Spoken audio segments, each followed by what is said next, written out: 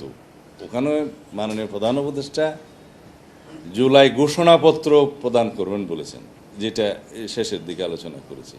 জাতীয় সনদ তো আলাদা জিনিস, জাতীয় ঐকমত্য কমিশন কর্তৃক যেটা হয়েছে সেটা স্বাক্ষরিত হলে সেটা কোন প্রক্রিয়ায় প্রকাশিত হবে বা প্রকাশ করবেন সেটা ওনারা বলবেন। কিন্তু ঘোষণাপত্র যেটা, সেটা তো একটা লিটারেচার, এটা একটা ঘোষণাপত্র জাস্ট জাতির সামনে প্রদান করা।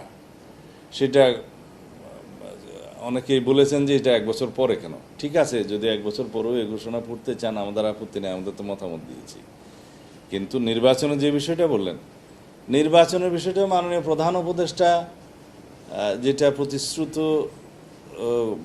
মাস আছে, প্রধান উপদেষ্টা কর্তৃক যেটা সম্মত সময় আছে, সেই সময়টা নির্বাচন কমিশনকে যথাযথ প্রক্রিয়ায় প্রধান উপদেষ্টা নিজে এবং তার অথবা তার কার্যালয় থেকে সেই বার্তাটা নির্বাচন কমিশনকে পৌঁছাতে হবে। আর সেটার জন্য আমরা অপেক্ষা করছি। এটা উনি হয়তো এখন আপনারা শোনেন, আমরা শুনতে পাচ্ছি বা জানতে পারছি যে মাননীয় প্রধান উপদেষ্টা হয়তো খুব শিগগির, হয়তো 5 তারিখে বা তার আগে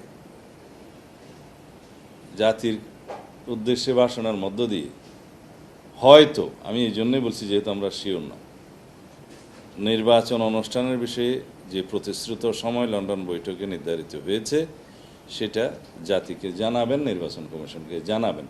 সেটা না জানানো পর্যন্ত অপেক্ষা করব।